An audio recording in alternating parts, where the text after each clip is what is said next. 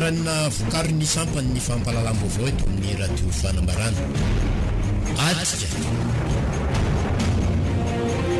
hitondrana adihevitra sy famakafakana ny raharam-pirenena, iresana ny lafiny ara-politika sosialy ary tokarena. Atika anasana vahiny isaky ny halahady amin'ny 12 ora atoandro. Tokony andraikitra ny sampany ny fampalalam-baovao eto amin'ny radio fanambarana. Atika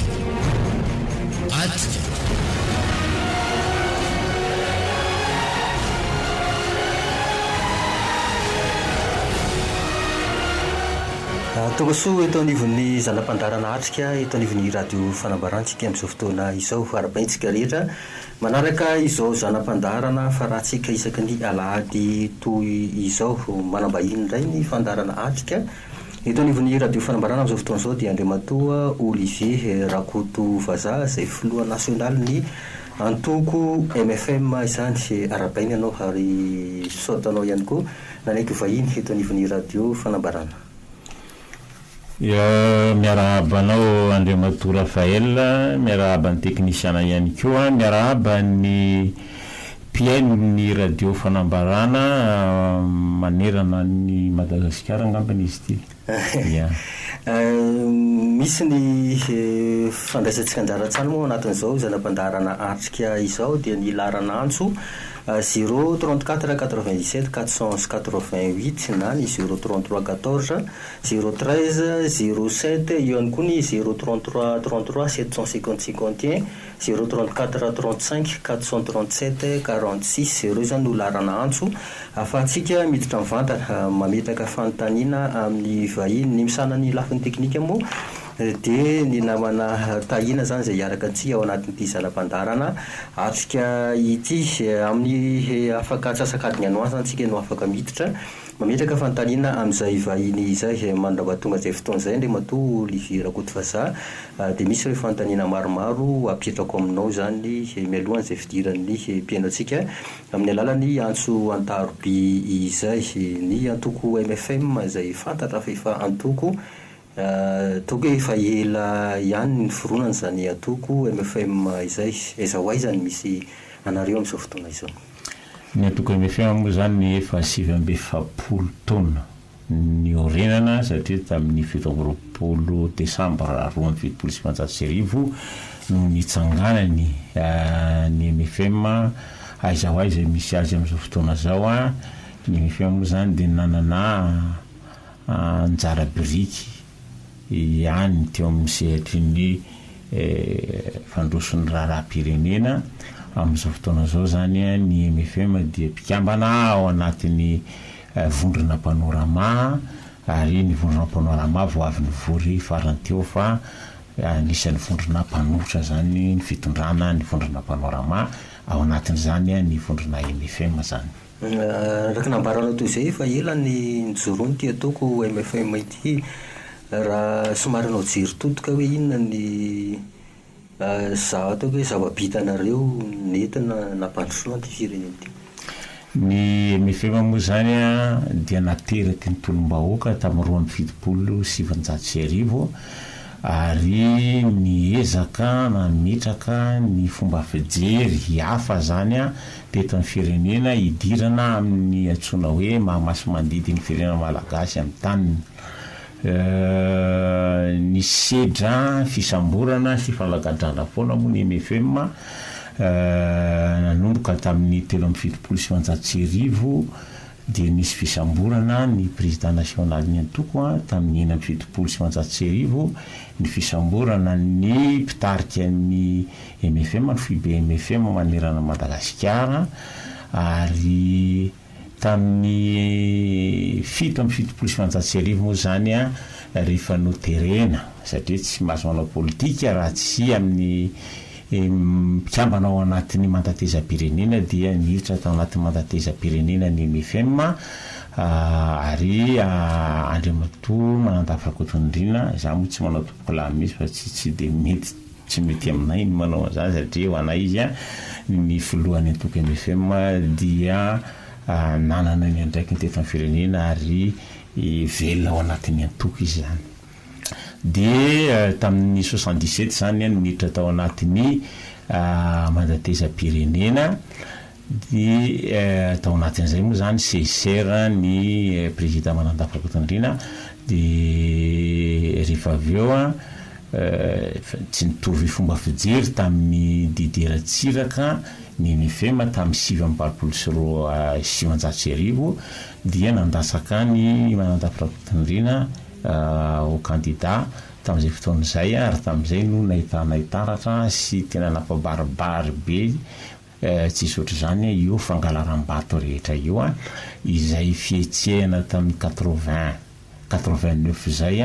no nitarika ny fietsehana 91 ny antony rehefa nidina an-dalambe zany ny olona tsy manaiky ny voka-pifidianana dia nangatahany fiangonana indrindra fiangonana katolika ato zany le fihetsiketsehana satria ny tonga eto Madagasikara ny Papa Jean Paul II anandratra olo-tsambatra ny Victoire Soanarivo fa rehefa avy eo nitoy le izy tamin'ny 90-91 dia vitatsika ny zavatra niseho tamin'ny 91 zany 92 dia nandray anjara tamin'ny tetezamita tamin'izany ny MFM ary nandray anjara tamin'ny fifidianana tamin'izany ihany koa fifidianana filohan'ny republika fifidianana député nanana groupe parlementaire nisany natanjaka tamin'ny 93 ny MFM tao anatin'ny antemeram-pirenena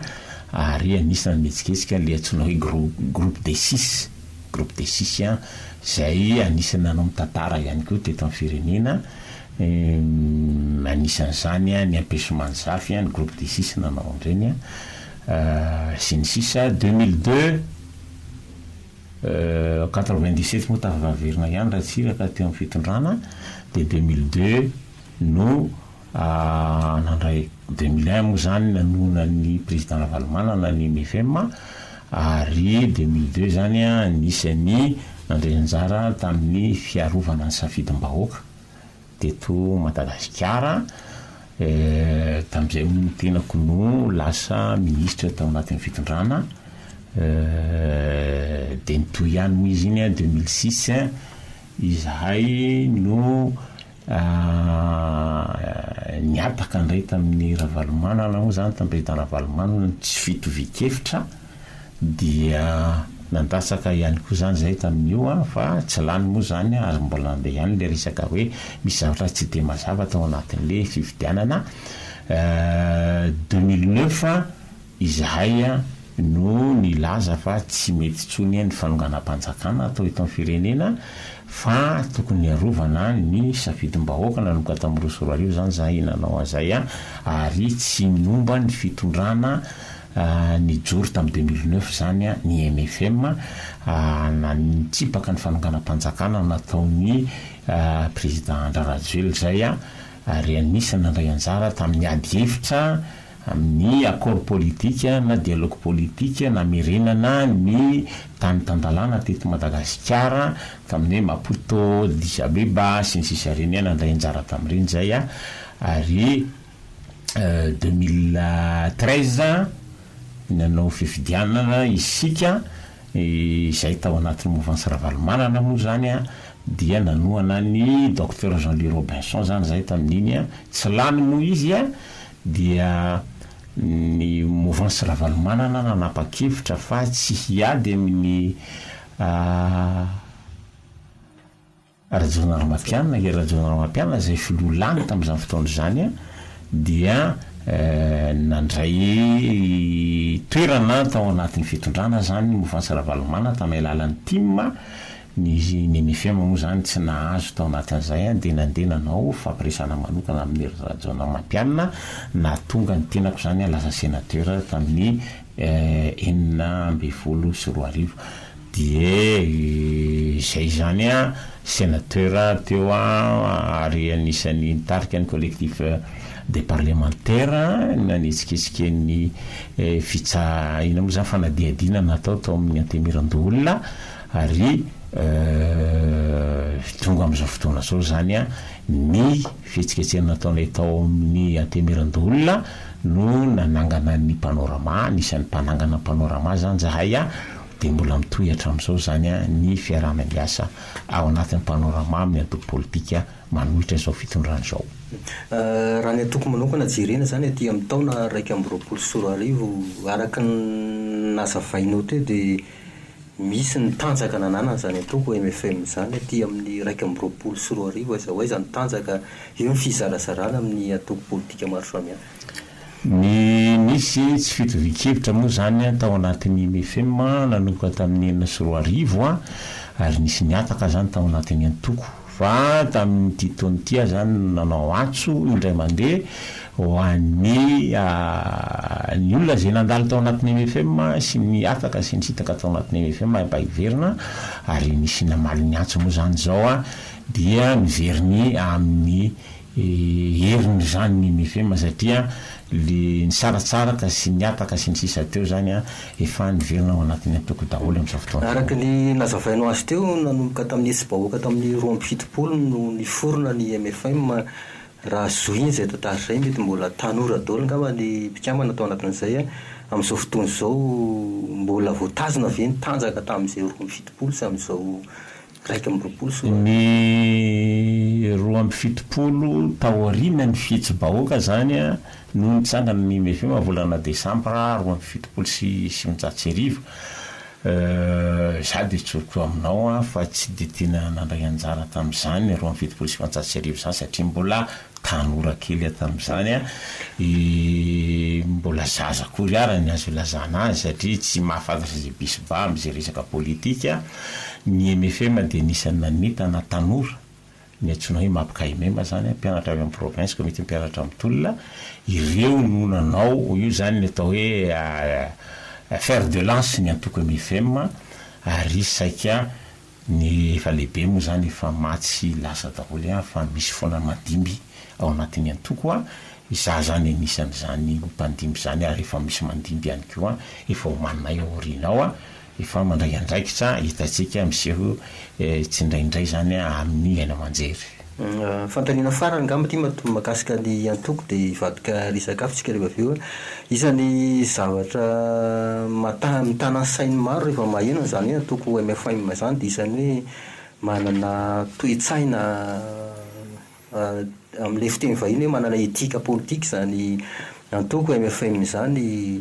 Aiza ho aiza ny fandraisana tananareo makasika an'izay hoe izay etika politika zay hoentina hampandrosoana ny firenena amin'izao fotoana izao. Raha ny resaka etika politika zany dia fomba nitezana ny MFM tao anatin'ny antoko moa dia ny foto-kevitra zay nijoroiny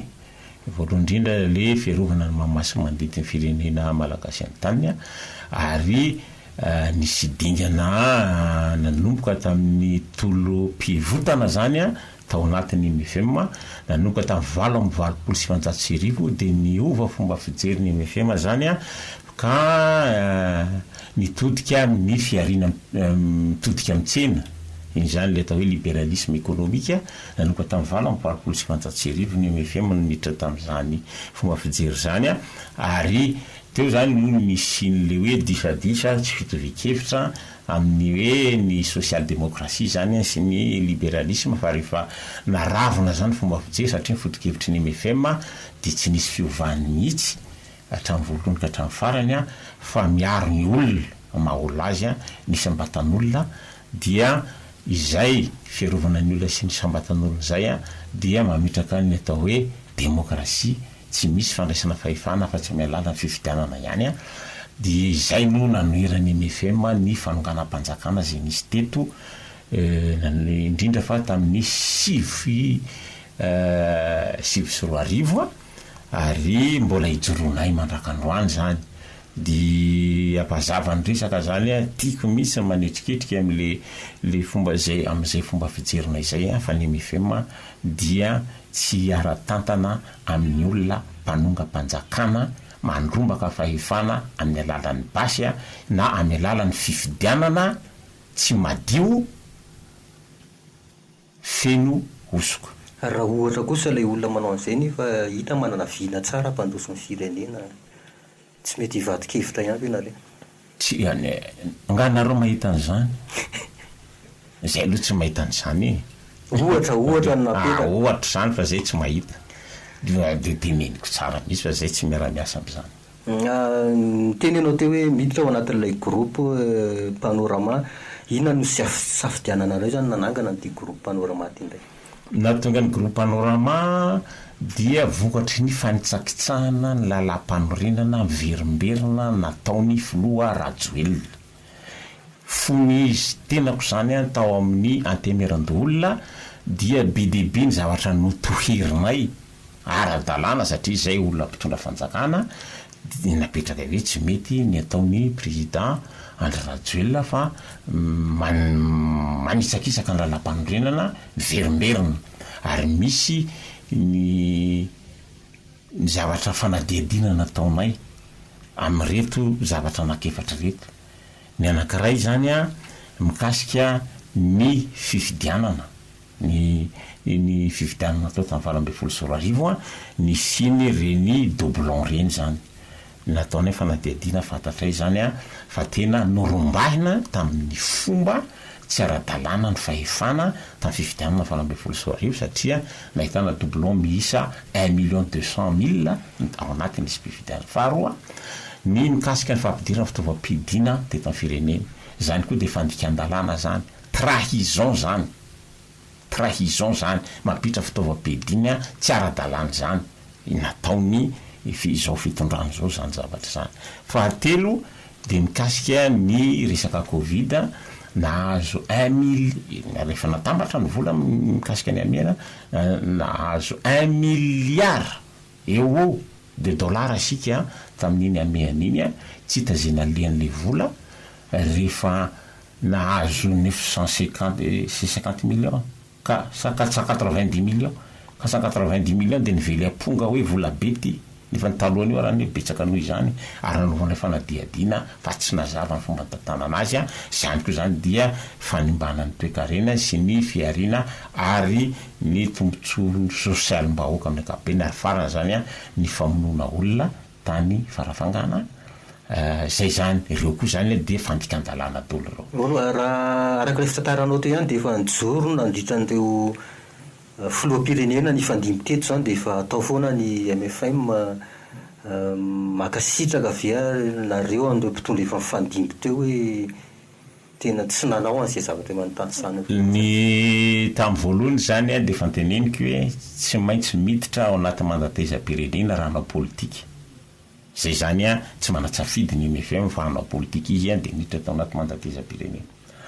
Ny filoham-pirenena niara-nasa taminay zany dia filoham-pirenena didiratsirika tao anatin'io fa teo zany dia tsy nitovy ny hevitra na tonga anay ny niady taminy nanomboka tamin'ny 7,790. Ny mpitondra manaraka teo zao professeur Zafy zany anisany nandasaka ny manandafy zay fa tsy lany izy dia nanoana ny Zafy zay. Nefa i Zafy zany professeur Zafy dia nandeha amin'ny lalana tsy tovizana hevitra aminy na tonga ny MFM nanangana ny hetsika tao anatiny hoe groupe des 6 tao amin'ny antemeram-pirenena zay nanao ny empêchement ny professeur Zafy. Zay zany ny mazava tsara niaraka tamin'ny izay koa ny foloa ny arahanay zany ny foloa Ravalomanana. Ny foloa Ravalomanana zany dia nivovonany MFM tamin'ny ray sy roa arivo nanapa-kevitra fa izy notoanana zany fa tsy nantasaka candidat zay dia izy moa zany toanana ary zahay no nanetsiketsika an'le hoe komity miaro ny safidim-bahoaka tamin'ireny nanana ny anjara toerany tamin'ny nametrahana ny président Ravalomanana teo amin'ny toerana ny MFM noho ny fisiny finamana teo amin'ny manandafy rakotondrina zany sy ny président Wade ny Sénégal zay nitarika ny fampirarahana tamin'izay fotoana zay namahana ny olona teto amin'ny firenena ary na risy lahatra ny communauté internationale zany a ny faraisambe raisam-pirenena amin'ny hoe président Ravalomanana zany a no apetraka eo a fa ratsiraka mipetrapetraka tany zany zay zany zay zany nahatonga anay niaraka tamin'ny président Ravalomanana. Président Ravalomanana dia misy ny hevitra tsy hitovizanay aminy ary anisan'izay nampisaraka anay tamin'ny 4 zay zany nahatonga anay tsy nanoa anazy tsony tamin'ny 2006 fa taorinan'io zany a rehefa nisy nifampidinianay satria nifampiresaka zay amin'ny président Ravalomanana hoe izay de mitaky ny siny zany hoe démocratie zany eto amin'ny firenena dia tokony ho avaozina ny lalàna fiainantoko politika na anaraka an'le dialogue présidentiel zay tamin'ny 20 teny avoloa de zay ny fanarahanay a ny anao an'le lalàna fiainantoko politika dia niaraka nandrafitra an'io zany zahay niaraka taminy a ary lany tao maintemeram-pirenena io de lany tao maintemerandolo io tonga 2009 de rava ny famoahana an'le lalàna zany a mikasika ny antoko politika de tao anatin'ireny zany a ny fanaranay taminy ko hoe ny ametrahana ny senia ny anaovana ny bulletin unique sy ny sisy reny zany a tao anatin'izay sosikevitra zay zany a nampiaraka anay tao anatin'ny fitondrany Ravalomanana. 13 fifidianana manaraka indray mety anana toko zany MFM sa anolotra olona indray. Ny MFM dia toko politika mpikambana ao anatin'ny international libéral.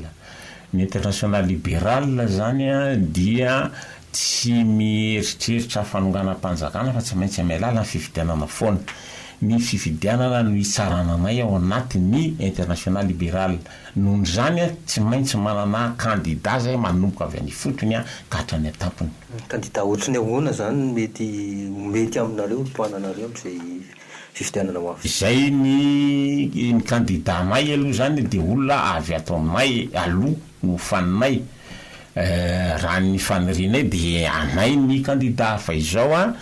tsy zany manapaka an'izany a fa ny vovonana zany congrès zay ataonay milohan'ny fifidianana no anapaka hoe otrotrin'inona ny candidat ho lefanay.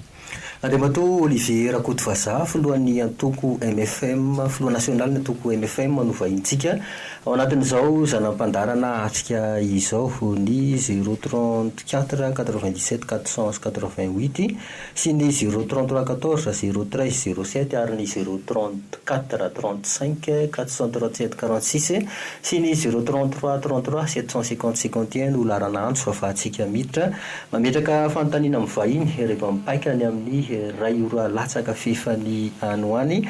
zay vao mafaka miditra mametraka fanontaniana amin'ny vahiny isika melohan'izay hatrany mbola tsy afaka mandray antso aloha tsika rehefa raha tsy mipaika zay amin'ny ray ora latsaka fefany izay fanontaniana idirako manaraka raha fahitany antoko MFM zany ny toedra raha-pirenena misy amintsika amin'izao fotoana izao tsy ho tanysaina aminao nga mazava misy eto arivon'ny firenena. Ny fahitanay toedra raha-pirenena hatramin'izao a de nitovy foana nanomboka tamin'ny 1970 a dia fitondrana tsy maro toerana no misy eto amin'ny firenena vokatry ny fifidianana tsy mazava zany a eo amin'le izy ary eo a izay fifidianana tsy mazava zay no miteraka fifandonana ary nisy fifamonona teto nisy ady teto a ary izay raha tsy voaravina koa zany reo ady reo ary reo ady reo arany rehefa natao ny refandininan'izy eo a miaraka amin'ny CFM amin'izao fotoana zao a efa tany alohan'ny fahaleovan-tena kory ara efa nisy ady teto a mila lamina reo ady reo tadito tsara tamin'ny 2010 fondra minisitra no nametraka ny tokony anaovana amnistie générale atao izay simpy président Manandafo no nametraka an'izay a de lasa nanenjehana mianaka moa zany le izy satria nisy gazety anankiray namoaka article ngeza be mihitsy mikasika an'izay hoe amnistie générale atao ahoana tamin'izay moa no niteny hoe marina fa nisy ny ady ary ny famono zany a ny mpanoana ny Didier Ratsiraka sy ny mpanoana ny président Ravalomanana fa izao ny fantatra zany de hoe nanao ny erisetrany ny tao amin'ny pitarika ny tao amin'ny ny antokony lideratsiraka zany a ary nanisana laza tamin'izany le hoe kotity fa za mihitsy no niteny tamin'izay fotoana zay mariny zany a nisy any kotity a tao amin'ny lideratsiraka fa azadino a fa nisy kotity ihany koa tato amin'ny mpanolona Ravalomanana. Milaza ianao ty fa resaka olana fifidianana ny tsy maro toerana ny mpitondra eto amintsika efa tamin'ny sy ny fanaovana valifaty amin'ireo ady politika le miseho reo efa tany amin'ny enimpolo sy eninjato sy arivo ianao izay zavatra zay angatsy ahitana vahaolana ty resaka fifidianana ity raha zay zavatra tena zay indrindra no androsoanay vahaolana aloha zao raha tsy miverintsika manao fanovana sy fiovana minorona ny firenena miaingavy any fotony amin'ny fanomezana fahefana ny fokon'olona dia tsy hovaovay olana io raha tsy ataotsika le resaka fampihavanana zay nisy fa tsisy manamaritena hitako tsara ny anaty Facebook zany fanenjehana ny colonel Kotity sy ny sisany a ho an'izay pomba ny président Ravalomanana io fa za de efa volombelona tamin'ny 2002 satria ministra ny tena fa nisy Kotity ihany koa tato amin'ny mouvance Ravalomanana. Fa inona no tsy afaka anaovantsika n'izay resaka hoe fanorenana ifotony zay? Ny mpitondra antsika amin'izao fotoana zao tsy resy lahatra amin'izany zao nge jiro tsara fa valifaty foana nge mifanaovany ny mitondra président Ravalomanana dia manenjika sy mandrava ny fananany Andry Rajoelina ohatra efa hitatsika zany fa nisy zany tonga indray Andry Rajoelina de mandrava ny fananany président Ravalomanana zay zany ataonao valifaty politika zany isy anao valifaty anareo koa zany ray zany zay nge tsy nanino zay ngamona zay tsy namono olona zay tsy nitariky olona atao solony zay tsy nanino zany ary zay zany ny zavatra torinay de hoe ny fampihavanana raha miresaka fokon'olona ny fokon'olona de miorina amin'ny fihavanana zany fihavanana zany a de sotoavina mamalagasy zany ny baiboly raha teo no miteny hoe sambatra ny mpampihavana fa zanak'Andriamanitra raha zany ny fotompisainana sy sotoavina ananatsika zany fihavanana zany tsika nge zany tokony zanak'Andriamanitra fa ny zava-misy zany a fa ohatra ny zanak'devoly tsika fa mifanao valifaty mifamo mifandripaka manao arena dalatompo na ihany koa zany a misitona midina zany fa tsy mba mampiakatra ory avamanana zany tsika zao tsy toetra ny olona ty fihavanana zany ary zay zany raha mametraka hoe makany amin'ny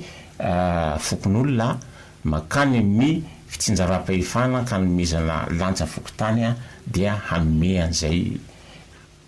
lanjan'izay fampihavanan'izay voalohany indrindra de tafiditra ao anatin'izay ihany koa zany a ny fanomezana lanjan'ny fitsinjaram-pahefana ary ny fampihavanana eto amin'ny firenena. Azo eritreretina hoe tatiraka eto anivon'ny firenena ve zay satria raha ny zava-misy manko de le toe-tsaintsika mihitsy nefa tafalatsaka ao anatin'izay resaka valifaty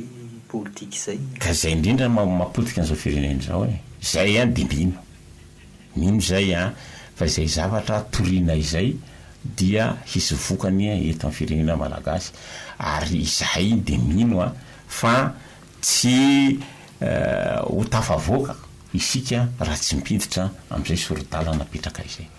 Andriamatoa Olivier Rakotovaza filohan'ny nasionaly ny atoko MFM no vahintsika amin'izao fotoana zao anatin'ity zanam-pandarana atrika ity amin'ny ray ora latsaka fefany zao afaka miditra amin'ny antso ataroby amin'izay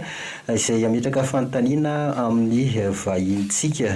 mandraba tonga ny antso Andriamatoa Olivier Rakotovaza isan'ny vaovao misongadina zany eto anivon'ny firenena amin'izao fotoana zao ny fanovana amin'ny mpikambany anivon'ny gouvernemanta araka ny vaovao azo moa zany dia amin'ny efatroranoany no amoana zay mpikambany anivon'ny gouvernemanta vaovao izay ny fahitano mety endriky ny mpikambany gouvernemanta vaovao io izay mety hitondra fampandrosoana ho amin'ny firenena. zay tsy mino fampandrosoana hoetiny io zany. Voalohany indrindra zany le efa nilazaiko teo, ny fanitsakitsana lampanondrenana, ny fandikana lalàna maro samihafa zay tsy voaja, zay zany anankiray. Ny faharoa de ny fametrahana politika pirenena zay hoetin'eto, de hoe ny UEM sy ny PEM zany zay tsy tanteraka mandrakitiny androany efa roa taona sy tapany zany zay. Izao no tereny mpamatsy vola raisam-pirenentsika tany a Côte d'Ivoire nanao somi zay tsy mifanitsy akory amin'ny programa nandaniany vahoaka sy ny lokalokano tanterahany eto. Nohon' zany raha tonga hoe miovy io ny teo ihany teo, tsy manam-panantenana am'zany zay satria hitoy ny fanitsakitsana lalam-panondrenana, hitoy ny tsy fanarahan-dalàna. Zao zany ny président république vao niteny fa tsy ilaina akory ny présomption d'innocence, de fa mandeha zany niatra ny tsy fanajana présomption d'innocence tany Tsiromandily, misy olona maty nyvonona fotsiny am'izao, tsisy fitsarana tsisy ninina. Président république raha teo no nitori an'izany zay tsy manam-panantenana amin'ny olona mpitondra ohatr'izany. Nareo hoe tsy mahita na izany raha hoe tena miezaky ty filoham-pireneny ty amin'ny fampandrosoana? Miezaka izy mandrava ny fananan'olona, miezaka izy mamotika ny manao valifaty politika amin'ny ravalimanana, miezaka izy iny zany de hita mibaribary, miezaka izy mamotika ny fiainam-bahoaka, ny fampianarana sy ny sisa, misy sosialim-bahoaka, zay aloha fiezahana ataony zay nitazako aloha. Fa asa ina le ezaka hitanareo aloha mba teneno amiko mba ho fantatra. Fotodrafitrasa manara-penitra, ny fotodrafitrasa manara-penitra, ny sekoly angentsika de manana isam-pokotany dideratsiraka de nanangana sekoly isam-pokotany, ary am'izao fotoana zao isam-pokotany de fa misy sekoly 3 de ny sekoly manara-penitra 5 taona ve ny mampandroso. Ny akamaroany olona amin'ny ladina tany daholo ny ankizy, zany ve ny mampandroso? Tsy mampandroso zany. Inandray ny lalana efa mboarina betsaka. Aisako zay lalana namboarina eo, lalana tsy hitako zay lalana namboarina eo, lalany tamin'ny andro rajonarao ampianangina nanaovana ny rokady io nahitana ny lalam-bola nanaovana an'io aiza zay lalana eo. Mankanisa makany amin'ny reny de makany Tomasina de hitatsika ireo ny lalana vita, arao ny reny 6 raha misy an'izany, mankanisa ny amin'ny reny 7 raha misy an'izany, tsisy an'izany lalana zany io. De inandraiky io ny 034 97 488 sy ny 033 14 03 07 ary ny 033 33 750 ny 034 35 437 46 no laranantso afahantsika miditra mametraka fanontaniana amin'ny vahiny ao anatin'izao zanam-pandarana. Atsika izao efa mpikambana teo anivon'ny Antenimera Ndolo ianao AndriamatoryIverakoty Vazaha. Inona ny asa vitanareo indray tao anatin'izay, satria tao anatin'izay koa misy ny fanenjehana anareo ihany tao anatin'ny mpikambana tao amin'izay fotoana izay. Inge zay nge mpanao lalàny zay ny asanay. Izaho raha teo no filohan'ny voamera ny lalàna tao amin'ny Antenimera-Ndolona, de jereo ny lisitra hoe firy ny lalàna mivoaka tao fa tsy maintsy misy dia tanan-Drakoto Vazaha aloha reny aloha zany tsisy fandikana lalam-panondrenany, tsy misy fandikana lalam-panondrenana aloha nataonay. Zay ny zavatra nataonay de zao niatrika ny fandravana saika natao ny président Andry Rajoelanay, satria raha volany teo izy de hoe ravako ny Sénat, zay nge nolazainy teo anao fitsabakevy-bahoaka ravako ny Sénat, fa ny afarany tsy ravan'izay satria manino fandikan-dalàna ihany koa le fomba nitondrany an'le izy, ary tsy nanaiky ny asese dikan'izay zany izay de sary-piaro amin'ny fanajana ny tany-tan-dalàna. Ary nizaka ohatra zao io lalàna mikasika ny antoko-panohitra io efa nandalo taonainy io, efa zay tsy nanaiky an'io tsy naiky anay io satria zavatra tsy manaja ny lalam-pandrenana io ohatr'izay. De be zany ny zavatra ohatr'izany tao anatin'le izy fandikan-dalàna taon'ny mpitondra, zay tsy nanaiky hatramin'ny farany aloha, ary de mbola toizanay amin'ny asa-pitolomana ataonay ao anatin'ny vondrana panorama. Nareo mahita ny zavatra tsy mety ataon'ny fitondrana, inona vahaolana hoentinareo so dia afaka miara-miasa aminareo amin'izay hoe fampandrosoana ny firenena. Ina efa teneniko hoe izahay amin'le tika politika nyresahanao teo dia tsy iray latabatra amin'ny olam-panonga-panjakana. Zay no zany mazava iny. Ina raha ny vahaolana hozy ianao. Ny vahaolana narosonay tamin'ny 20 febroary 2024 dia ny fananganana gouvernemanta manana fahefana feno izay no vahaolana hitanay miainga avy aty amin'ny mpanohitra, satria izany tsy fanonganam-panjakana zany fa izany dia jurisprudence eto amin'ny firenena, satria tamin'ny 2024 dia ny gouvernemanta natsangany tsay kristian dia gouvernemanta manana fahefana feno. Tsy afaka nitsabaka tamin'io ny président Rajoelina, tsy afaka nitsabaka tamin'io ny président par intérim zany Rive Rakotovao, fa dia izy nanapaka zao io fampidirana fitaovam-piadina io tamin'ny andro ny tsay kristian. So dia izay le gouvernemanta hijoro androany? Tsy zany mihitsy ny gouvernemanta hijoro androany. Gouvernemanta hijoro androany dia raha ohatra ka mitovy amin'izay resana izay dia tsy maintsy nisy fifampidiniana amin'ny akolafy politika rehetra teto amin'ny firenena. Misy dialogue, misy accord politika mivoaka, zay vao azo eritreretana hoe hitovy amin'izay le gouvernemanta, ka za dia milaza hoe tsisy an'izany fampiresana reo na ino hoe efa nisy ny fampiresana mentoko mpanotra sy ny président Rajoelina. Zato tsy naheno fahitanao ara ny fizotran'ny toedraram-pirenena indray miainga ty anio ty zany tsika hijoro zay gouvernemanta vaovao zay eo ny filoham-pirenena le Antoine Rajoelina, efa hita ny fiasany araka fitenao ty ny fizotrany fiainam-bahoaka manahoana. Raha lizy nge zao tsy dia le antoko-mpanotra loatra no maninona amin'izao fitondrany zao, fa isam'izy io nge no fanodripaka sy mifampisambotra sy mifanagadry io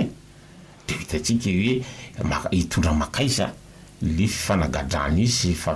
fifampianganiny izy mianakavy hoe ity mpanonga-panjakana ity zao, dia nivokatra zay zany tsy manana fanantenana nininy zay ao anatiny ao, satria le crise interne ao anatin'ny fitondrany eo dia hitanay fa tsy hijany fa mbola hitoy foana. Nareo ianao laza te fa tafiditra ao anatin'ny mpanohatra nareo amin'izao fotoana izao, raha ny zavatra hita sy tokony hijoron'izany ny mpanohatra zany dia mba ho arofanina ho an'ny filoha, mba andeha amin'ny lalana tokony hizora ny andraikitra raisinareo mpanohatra indray zany amin'ity fitondrany ity manahoana, satria ohatrany tsy dia tafapetraka loatra le anjara ndraikitra nareo mpanohatra raha ny fahitana azy. Voalohany indrindra aloha zany ny fanoherana dia misy lalàna ny fiazy ny 2011-03 zany. Rehefa tonga teo amin'ny fitondrana zany ny filohan'ny Andry Nirina Rajoelina dia nanao novainy zany le lalàna, mbola tsy niatra, mbola tsy nampiarina akory, mbola tsy hoe ahoana ny fanatanterahana azy nefa efa nivoaka tamin'ny gazety mpanjakana io dia nanao lalàna vaovao izy. Ary le lalàna vaovao zay nataony dia manitsakitsaka ny lalam-panondrenana, satria zavatra voasoratra ao anaty lalam-panondrenana dia hoe opposition démocratique. Inona ny opposition démocratique? Miankina fifidianana zany. Inona fifidianana dia fifidianana filoham-pirenena, fifidianana solombavambahoaka, fifidianana ny communal sy ny reo zany fifidianana andeha. Ary ao anatin'ny fifidianana voalohany zany dia misy ny programma nampidiana tao, raha tsy ilazany reto anankitelo reto ny fanohitra teo, nisy ny atao hoe UEM, dia nisy ny atao hoe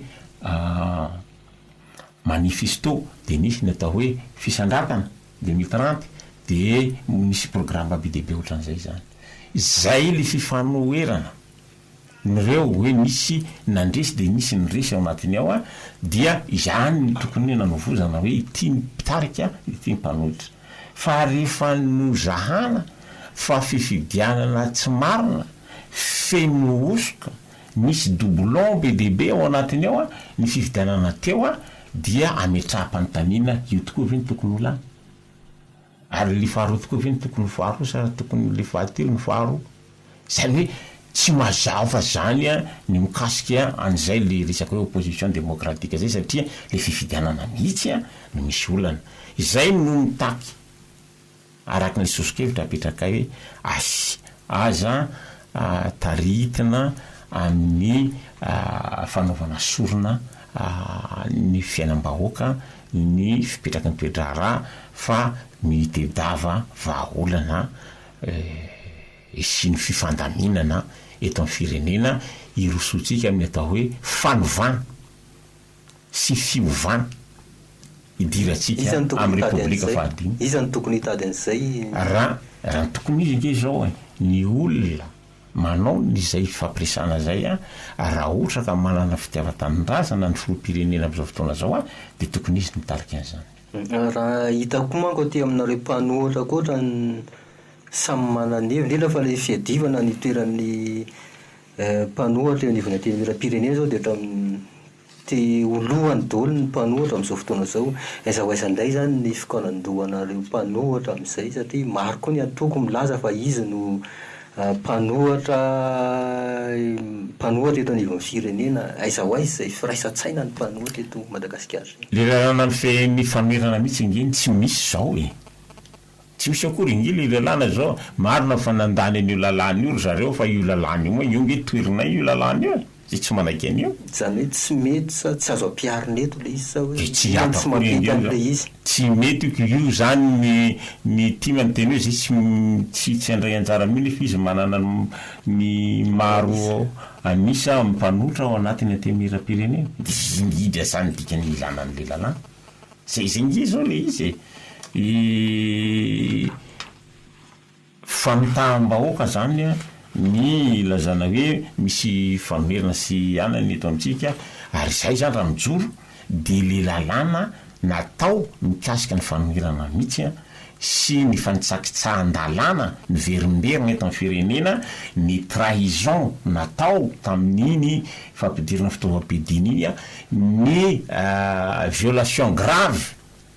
ohatran'reny zao anisan'ny violation grave reny le hoe tsy mila an'zany présomption d'innocence zany a fa mandeha izy zao mamono olo tsy mamono olo zany zao de zavatra tsy azo le firina eto amin'ny firenena zany makasika an'le lalàna amin'ny fimpanohitra te ihany inona zany tokony hoe mety afaka iraisan'ny rehetra amin'ity lalàna amin'ny fimpanohitra ty raha zao aloha zany a de tsy maintsy mifampiresaka foana zany tsy maintsy mifampiresaka amin'ny fandinika ahoana ny tondrana ny fifidianana aloha zao zay ny zava-dehibe hoe sasamako mihitry mandrasany 2023 iandro iny zay quadruplon zay zany andrasanay 2023 zay tsy anaiky an'io mihitsy de aoka zava ny resaka fa tsy hisy ny filaminana eto a ny tsy firosona fanamboarana ny fifidianana madio ary efa nalefanay ny sosokevitray zany a tany amin'ny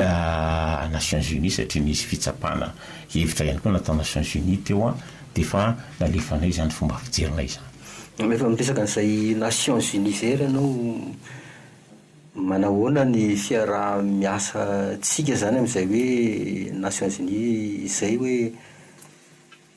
satria nareo efa nandefa an'izay zavatra non zareo nge zany fomba fanaony zany rehefa manakaikaiky ny fifidianana de manao fitsapana ny hevitry ny mpanao politika izy de ny zahay tao anatin'ny panorama zany a anisan'ny nanontaniny de namaly zay a reto daholo ny zavatra hitanay a fa tsy mety mikasika ny fifidianana zay ny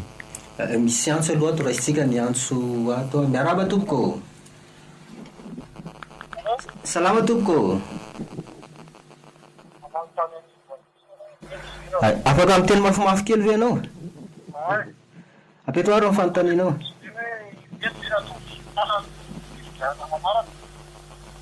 eny tompoko tsy eny koa somary afaka amin'ny teny mafimafy kely ve tapaka le antso teo de le fividianana manaraka teneny teo de tsy fantatra aloha hoe manina fividianana manaraka afaka virina miantso ianao fa tsy mazava tsara lay antsonao teo efa misy antso manaraka lay toa salama tompoko salama tompoko manaora tompoko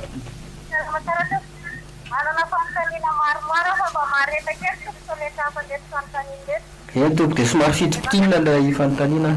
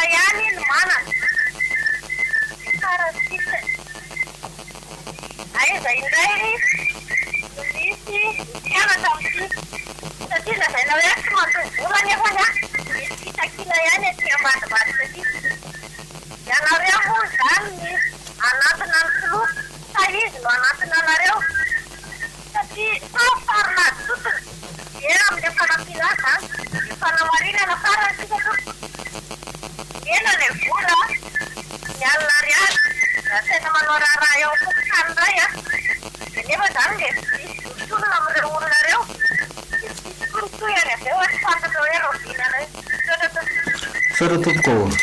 le fantanina farany tsy fanta tsy azoko tsara hoe vola ino le le dimy alina ariary le vantosinso ya afaka ya lava be le fantanina be de be mihitsy le izy tsy maintsy misy foana avy ny alabato oraisitsika angamba ty antso ty de valinao be de be le fantanina ya salama tompoko salama tompoko miaraba tompoko de fividiana am 2023 ve tompoko mety natao fividiana ara baiboly tofikana zany i tompoko zay mifantaninao afaka valinao zay le reo atapitra mifamalinao reo de afaka manday antso ya mikasika an'le hoe alabato foana avy tsy maintsy misy mato zay miady amin'io de tsy manaiky alabato koa tsy azo ekena tsony ny hoe alabato foana no ametran'olona ny fitondrana satria le alabato de fandrombahana fahefana amin'ny fomba tsy mazava ny fitondrana mitovy amin'ny fanonganam-panjakana tamin'ny 2009 ny alabato natao rehetrarehetra natao hatramin'izay ny atoko-panohitra moa zany izay natao anatin'ny fitondrana raha de fananohitra ary tapitra ny mandana igny de toizanay ny fanoherana mampitovy tadokanga izahay ao anatin'ny vondrona mpanorama zay aloha zany no azoko resahana mino ve ianao ty zao tsy voaraiko le zay mino ve anao fa mbola androsony ty fandrosoko za de mino ka mino za olony finoana mino zay r'Andriamanitra nanometsika ny fananana rehetrarehetra tsika nge manana arena be de be tsisy ohatratsika nge ny era-tany raha am'izany fananana arena zany ahoana ny tsy ino Andriamanitra nanometsika an'ireo de mino fa olony finoana ihany koa ny tenako zao ay zany firenena aza hoe izy nareo ny tokony anatona folosa ny folony tokony anatona anareo nday am'le fifampiresahana ay le raha le fampiresahana aloha zany de voasoratra ao anatin'ny lalam-panorenana 570 raha rany filoham-pirenena ny mandamina ny firenena rehefa misy zavatra manahirana eto amin'ny firenena indrindra fa ny ady misy eo amin'ny androm-panjakana maro samy hafa ao anaty lalàna zany de raha ohatra ka tsy manao an'izany de misy fa nitsakitsahana lalàna koa zany raha tsy manao an'izany izy satria mikorotana angizy ny fireneny dia andraikiny zany jereo tsara fa tamin'ny andron'ny rajonara mampianina nge teo rehefa nisy olana tamin'ny président Ravalomanana dia nanao fampetsona angizy teny Ivato hoe teny amin'ny CCI Ivato hoe nanao izy satria andraikiny zany andraikitry ny président no manao an'izany ka hoe rehefa tsy anao izy dia izay indray resaka hafa fa vosoratra anaty lalàna moa rahalam-panorenana ny tokony hanaovany an'izany ny fantaniana herisetra tsy matahotra sy ny sisa zao ny vokatry ny fifidianana tsy mazava dia tsoroko aminareo 180 millions de dollars ny vidiny fifidianana président république anankiray 180 millions de dollars amin'izao fotoana zao zany tsisy olona manana an'izany voly zany efa tsy maintsy nanapatambatra tesy anakiroa de zao mamerombola ho an'izay namatsy ny fifidianana ny zao fitondrano zao n'izao fotoana zao mamerombola ny député mamerombola ny izay nanampy ny président république mamerombola amin'ny lafiny maro samihafa de ahoana ny fomba famerenana azy de sika miara-mahita volam-panjakana ny loarana volam-panjakana ny loarana andoavana an'ireo rehefa atao an'izay ihany ty fireneny ty hoe volam-panjakana ny loarana ikarakarana fifidianana maninona tsy efa volam-panjakana nanaovana fifidianana hatramin'ny voalohany fa tsy fitapitahana ny vahoaka hoe de samy antoka ny tena sy ny sisa rehefa aveo volam-panjakana ny loarana anefana le izy rehefa aveo tsisy mifikarakarana ny fiainam-bahoaka sy ny sosialim-bahoaka fa lany anefana an'ireo zany le vola de mikasika ny 50 000 zaraina amin'ny any afokotany sy ny sisa reo olona nareo ve manao ony isika nge nahazo 1 milliard de dollars tamin'ny mianara-pahasalamana iny be de be ny olona nampanantenena fa azy fa tsisy nahazo akory tsisy nahazo ny mody mena tetsy ny olona sasa ny tany atsimo aloha de hitako le mangahazo le anapalitaka tamin'ny tany iny de io tsiponina iny hitako iny ka miresaky hoe 50 000 ariary ndray ty de resaky ty re olona fa nareo aza mba minimino zavatra ohatrany tony ka 190 millions de dollars no ananany eo de minonareo fo ahavita ninina am'izany izy ny 1 milliard raha tsy navitany ninina re olona mba hajerevo le zavatra fa tsy arakaraka zany ohatran'izay ty de 2023 fantanina farany ty hoe le hoe fifidianana ara-baiboly hoe tsy fantatro aloha ohatrin'iny zany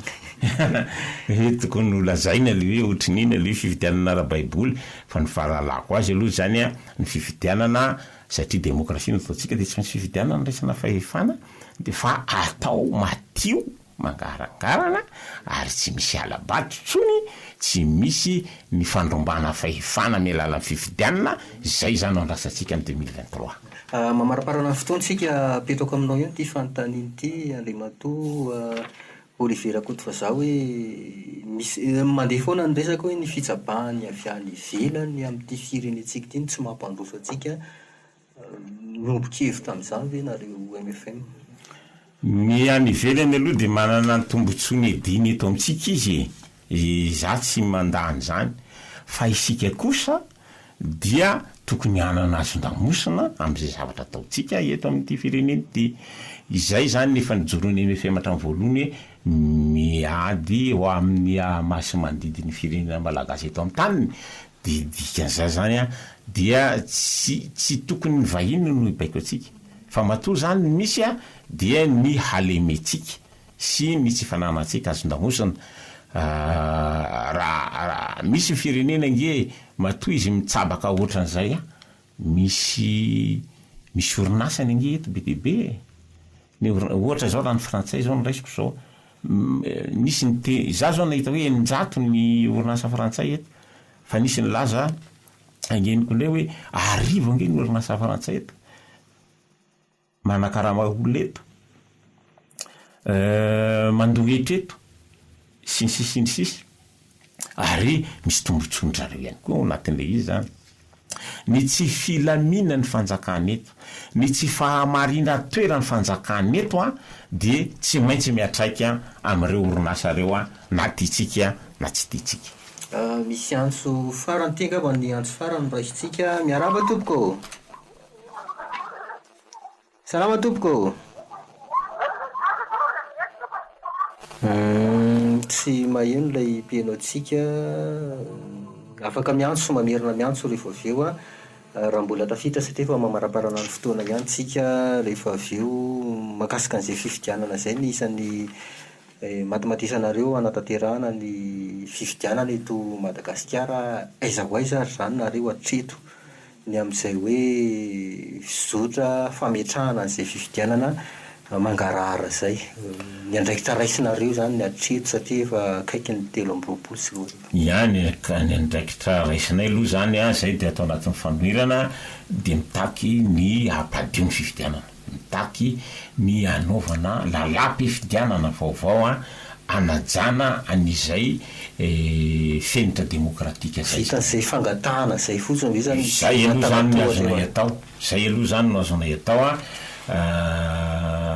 Ny azonay atao ihany koa zany le nametranay le sosikevitra hoe mila miditra amina fiovana sy fanovana isika raha tena mpandrosa Madagasikara. Zay koa zany anisan'ny sosikevitra apetraka. Antso miantefa amin'iza moa zany da ny antso ataonareo zany ny firenena sa efa napetrako tsara teo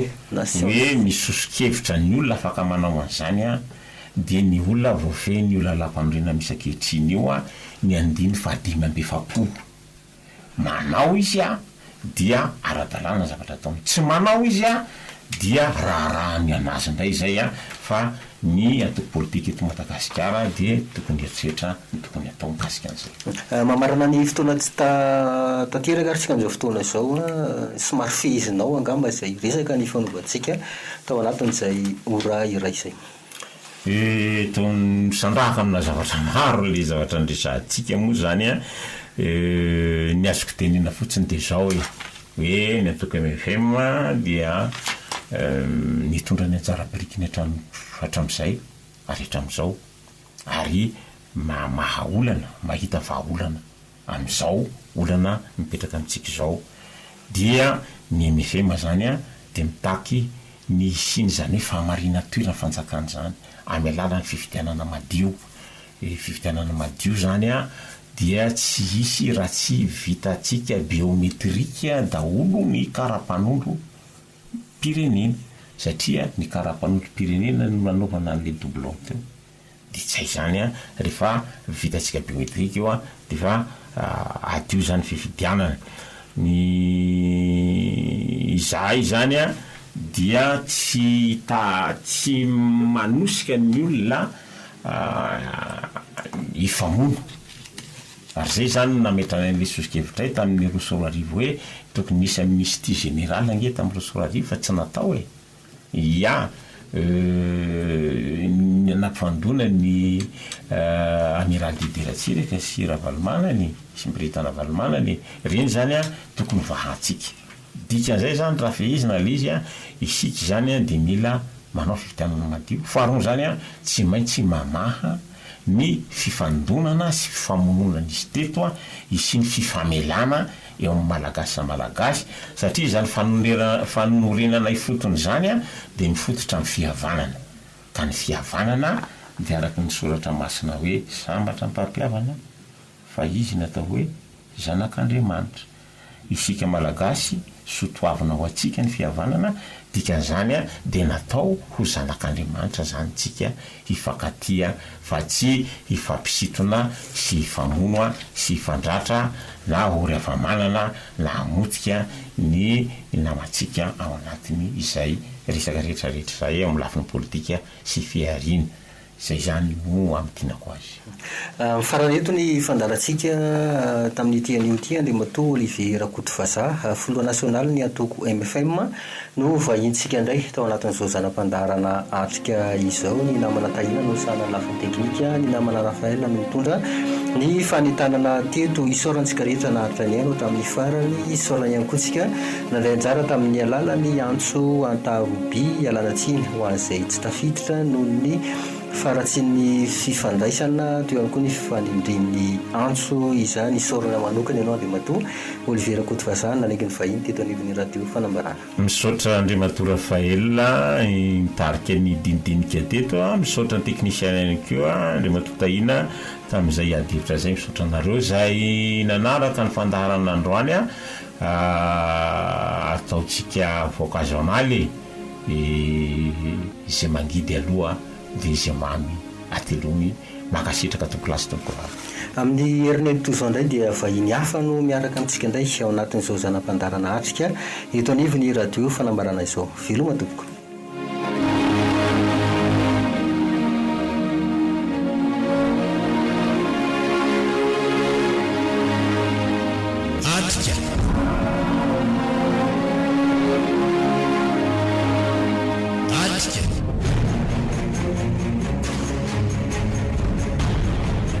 Fandarana vokariny sampany ny fampahalalam-baovao eto amin'ny radio fanambarana.